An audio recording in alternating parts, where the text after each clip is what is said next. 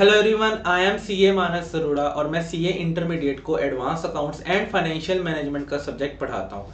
तो आज के इस वीडियो में हम करने जा रहे हैं जी हमारा AS21 का ना एक छोटा सा मॉड्यूल का क्वेश्चन है वैरायटी लिमिटेड करके। इस क्वेश्चन में ना बच्चों को बहुत दिक्कत आती है, बच्चों से बैलेंस शीट के क्वेश्चन हो जाते हैं, बोनस हो जाता है, डिविडेंड हो जाता है, बट इस क्वेश्चन में कुछ कुछ पॉइंट्स हैं जहां पर बहुत इश्यू आता है। इस क्वेश्चन की थोड़ी सी लैंग्वेज भी वैसे की है जिसमें आपको कंफ्यूजन हो सकती है, बट आज इस क्वेश्चन को हम डीकोड करेंगे, इसकी लैंग्वेज को भी डीकोड करेंगे, जैसे जैसे वो बोलेगा हम वैसे वैसे अपना चलते जाएंगे। ठीक है जी। तो अब इस क्वेश्चन को हम शुरू करेंगे। शुरू करने से पहले मैं आपको ये रिक्वेस्ट करूंगा कि अगर आप इस चैनल पर नए हो या फिर अगर आप इस चैनल पर वीडियोस देखते हो बट सब्सक्राइब नहीं कर रहे, प्लीज़ इस चैनल को सब्सक्राइब ज़रूर कर लो, क्योंकि आपके एक सब्सक्रिप्शन के बटन से हमें बहुत कॉन्फिडेंस मिलता है और हमको लगता है कि और ऐसा कंटेंट लेके आया जाए जिससे कि आपकी प्रिपरेशन ईजी हो सके। ठीक है जी। Thank you very much. आपने अभी तक सब्सक्राइब कर लिया होगा। शुरुआत करते हैं जी हमारे क्वेश्चन से। ये वाला क्वेश्चन है मेरी बुक में, क्वेश्चन नंबर 5 है, और अगर आपके पास एडिशन 2 अपडेटेड क्वेश्चन बैंक है तो ये आपके पास 29 पेज पर सेकेंड मॉड्यूल में आपको ये मिल जाएगा। ठीक है जी। शुरुआत करते हैं। कहता है variety limited holds 46% of the paid up capital of VR limited. ठीक है। कहता है एक वैरायटी लिमिटेड कंपनी है, उसके पास 46% स्टेक है, किसका? VR लिमिटेड का। ठीक है जी। कहता दी shares were acquired at a market price of 17 पर शेयर। क्या कह रहा है वो? कह रहा है वैरायटी के पास ना 46% स्टेक है VR लिमिटेड का, और जो उसने 46% एक्वायर किया है ना वो 17 पर शेयर पे एक्वायर किया। हमको नहीं पता उसके पास कितने शेयर्स हैं, कितने शेयर्स 46% बनेंगे, हमको कुछ नहीं पता। बस ये पता है जितने भी एक्वायर किए हैं 17 पर शेयर पे एक्वायर किए हैं। ठीक है। The balance shares are held by a foreign collaborating company. तो इसका मतलब है कि जो बैलेंस 54% शेयर बने वो किसके पास है? किसी फॉरेन कंपनी के पास है। ठीक है, ओके, चलो ठीक है। क्या मैं यहां तक पढ़ के मैं इतना कंक्लूड कर सकता हूं? सिर्फ इतनी सी बात देखेंगे कि VR लिमिटेड का 46% वैरायटी के पास है और उसने कितने पे खरीद रखा है? 17 पर शेयर पे।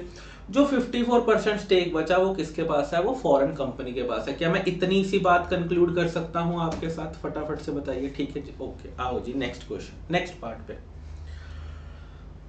कहता अ memorandum of understanding has been entered into with the foreign company provided for the following।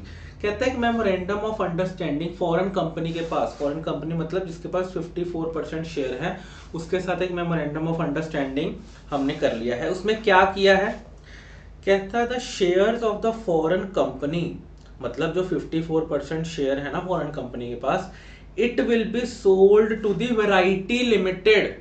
इसका मतलब है कि आज वैरायटी लिमिटेड 46% जो स्टेक होल्ड कर रही है, इसके बाद वैरायटी के पास 100% स्टेक हो जाएगा, क्योंकि वो फॉरेन कंपनी का सारा स्टेक खरीद रही है। ओके। कहता था प्राइस पर शेयर विल बी कैलकुलेटेड। अब वो कहता है जो 54% स्टेक खरीदना है ना मेरे को, वैरायटी लिमिटेड को जो 54% स्टेक खरीदना है, उसके खरीदने के लिए भाव कैसे लगाया जाएगा, पर शेयर प्राइस कैसे कैलकुलेट किया जाएगा? कहता है it will be calculated by capitalizing the yield at 15%। कहता आप कैसे कैलकुलेट करोगे? यील्ड को 15% से कैपिटलाइज कर दोगे।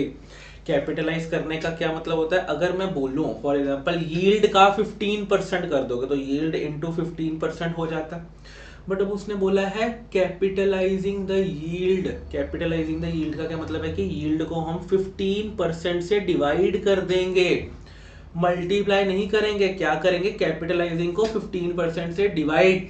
याद करो जब प्लस 2 में आप गुडविल निकालते होते थे, या फिर इन केस कभी अमेलगामेशन के क्वेश्चन में भी गुडविल निकालनी पड़ी है, तो वहां पे लिखा होता था कैपिटलाइज करेंगे प्रॉफिट्स को। तो भैया प्रॉफिट्स के साथ क्या करते थे? टोटल एवरेज प्रॉफिट्स को डिवाइड कर देते होते थे परसेंटेज के साथ, तो वो कैपिटलाइज हो जाती थी चीजें। फटाफट से बताएंगे, क्या वो आपकी चीजें कैपिटलाइज हो जाती थी या नहीं हो जाती थी? बिल्कुल हो जाती थी। तो मैं यहाँ पे क्या लिखूंगा? यील्ड को आपने क्या कर दिया? कैपिटलाइज 15% से। ठीक होगी बात? कहता था ये अब ठीक है, हमने कहा कि चलो आप यील्ड को 15% से कैपिटलाइज कर दो और प्राइस निकाल लो, बट क्या आपको प्राइस निकालने के लिए यील्ड पता होनी जरूरी है? हाँ जी, यील्ड पता होनी जरूरी है। अब उसने आपको बता दिया कि यील्ड का मतलब क्या होगा। कहता था yield for this purpose would be 40% of the average pre-tax profits of the last 3 years which were 30, 40 and 65। उसने कहा यील्ड पता है क्या है? मैंने कहा क्या? कहता 40%। यील्ड का क्या कह दिया उसने? यील्ड का 15% करना है। अब यील्ड का मतलब क्या है? 40% ऑफ 3 सालों के एवरेज प्रॉफिट्स। इसका मतलब है कि अगर मैं 3 सालों के अपने एवरेज प्रॉफिट्स को निकाल लूं, 3 सालों के प्रॉफिट्स का जब मैं एवरेज करूंगा, अगर मैं उसका 40% निकाल लूं तो क्या ये मेरी यील्ड आ जाएगी? फटाफट से बताओ, क्या मैं पिछले 3 सालों का एवरेज करके उसका 40% कर दूं, वो मेरी यील्ड आ गई? हाँ जी, उस यील्ड को 15% से कैपिटलाइज कर दूंगा, दैट्स इट। तो मैं यहाँ पे क्या करूंगा? सबसे पहले मैंने क्या निकाला? Average profit. एवरेज प्रॉफिट कितना आ गया मेरा? 45 लाख आ गया, ठीक है। अब इस एवरेज प्रॉफिट का मैंने क्या कर दिया? 40% कर दिया, तो मेरे पास कितना आ गया जी? 18 लैक्स, ठीक है जी। अभी भी यील्ड नहीं आई, अभी मेरी क्या आई है? अभी ये मेरी क्या आ गई? सॉरी, ये मेरा क्या आ गया? फॉर 18 लैक्स। अब इस 18 लैक्स का मैं क्या कर दूंगा? 15%। दिस इज माई यील्ड, ये मेरी यील्ड है। यील्ड को मैंने क्या करना था? 15% से कैपिटलाइज। क्या मेरी 18 लैक्स यील्ड आपको ओके हो रही है? ठीक है जी। एवरेज प्रॉफिट्स का 40%, फिर उसका मैंने क्या कर दिया? 15%, that comes out to be 1,120 lakhs. तो ये मेरी क्या आ गई? कैपिटलाइज। अब आगे यहां पर एक कैच है, यहां तक तो ठीक है। अब उसने क्या कहा था? कहता द प्राइस पर share will be calculated bye. अब ये जो आपका 120 लाख आया ना, अगर मैं लैंग्वेज को, अगर मैं क्वेश्चन की लैंग्वेज को पढ़ूं तो इसका मतलब पता है क्या है? ये 120 lakh is the value of 54% जो मैंने फॉरेन कंपनी से खरीदना है। इसका मतलब यही बनता है, जिस हिसाब से लैंग्वेज दे रखी है कि उसने कहा था कि द प्राइस कैसे निकलेगा? 120 लाख, उस हिसाब से निकाल लिया तो कितना आ गया? 120। बट एक यहां पर एक चीज थोड़ी सी ध्यान में रख लेना कि ये 120 लाख उस 54% की वैल्यू नहीं है, ये पूरी की पूरी VR लिमिटेड की वैल्यू है। बहुत ध्यान से, ये 54% की वैल्यू नहीं है, ये पूरा का पूरा VR लिमिटेड की वैल्यू है।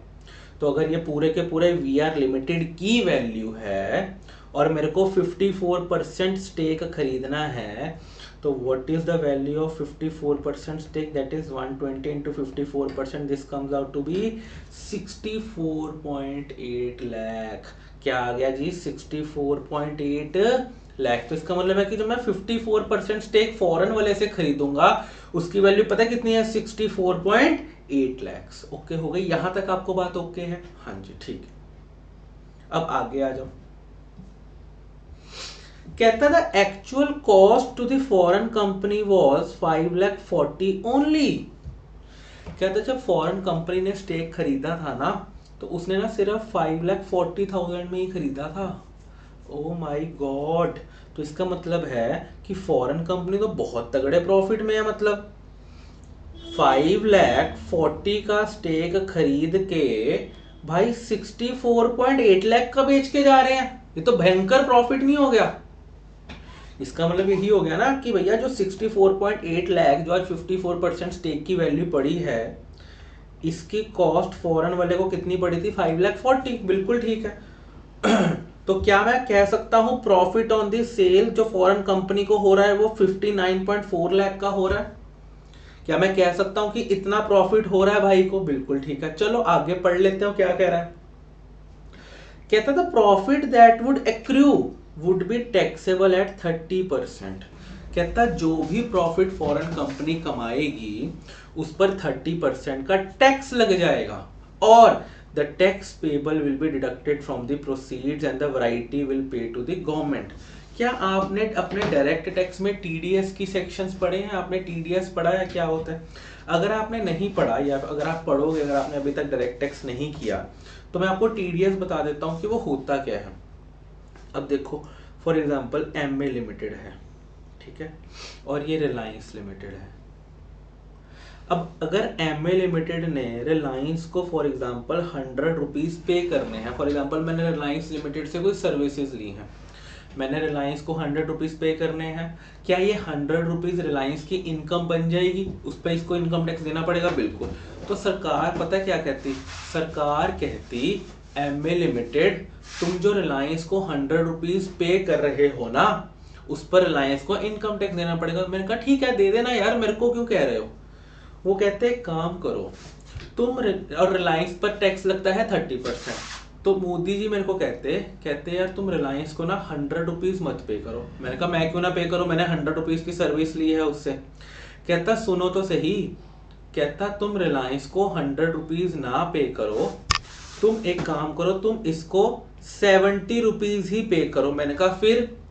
कहता जो बैलेंस का 30 रुपीज़ बचे है ना, वो तुम गवर्नमेंट को पे कर दो। मैंने कहा क्यों? कहता देखो तुम रिलायंस को 100 रुपए दोगे। मैंने कहा हाँ। रिलायंस की इनकम बन जाएगी। मैंने कहा हाँ। तो रिलायंस उस इनकम से 30% तो मेरे को ही देने वाला है। मैंने कहा बिल्कुल ठीक है। कहता पैसा पहले रिलायंस के पास जाएगा, फिर मेरे पास आएगा, बहुत टाइम लग जाएगा। तुम एक काम करो, तुम रिलायंस को 2 ही काट के ना यार, उसको उसने 100 कमाया, जब वो 30 मेरे को दे देगा, उसकी जेब में कितना बचेगा? 70। तो तुम अभी 70 दे दो उसको और 30 मेरे को दे दो, इससे मेरे पास भी फटाफट पैसा आ जाएगा, रिलायंस का भी काम हो जाएगा, रिलायंस ने भी तो मेरे को ही देने हैं। तो इस जो मैंने जो 30 रुपीज रिलायंस के काट के जो मैंने सरकार को पे किए, this is known as TDS, tax deducted at source. MA limited ने सोर्स पे ही पैसा काट लिया। बाकी आप ज्यादा पढ़ोगे अपने डायरेक्ट टैक्स में, टीडीएस में, ठीक है। अब उसने भी यही कह दिया आपको, कहता जी जो अब देखो 54% स्टेक खरीद कौन रहा है? वैरायटी खरीद रहा है किससे? वीआर से। क्या वैरायटी वीआर लिमिटेड को पैसा पे करेगा? बिल्कुल पे करेगा, क्योंकि वो स्टेक खरीद रहा है। कहता जितना भी प्रॉफिट हुआ है उस पर 30% का टैक्स लगेगा, ठीक है।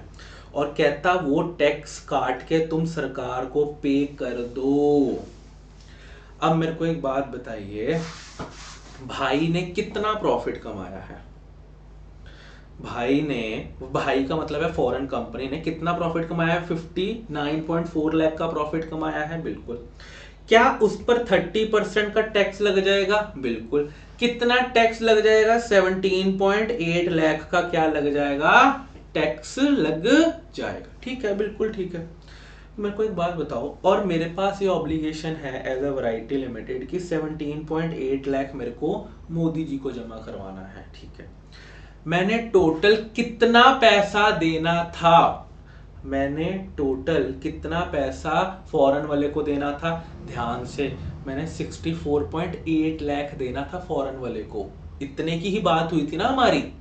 तो क्या 64.8 लाख में से जितना टैक्स मैं मोदी जी को दे दूंगा, जैसे ये रिलायंस के 100 है और ये 30 रुपीज जो मोदी जी को देने हैं, क्या ये बचे हुए 70 मैं फॉरेन वाले को नहीं दे दूंगा? क्या ये वही 70 है 64.98?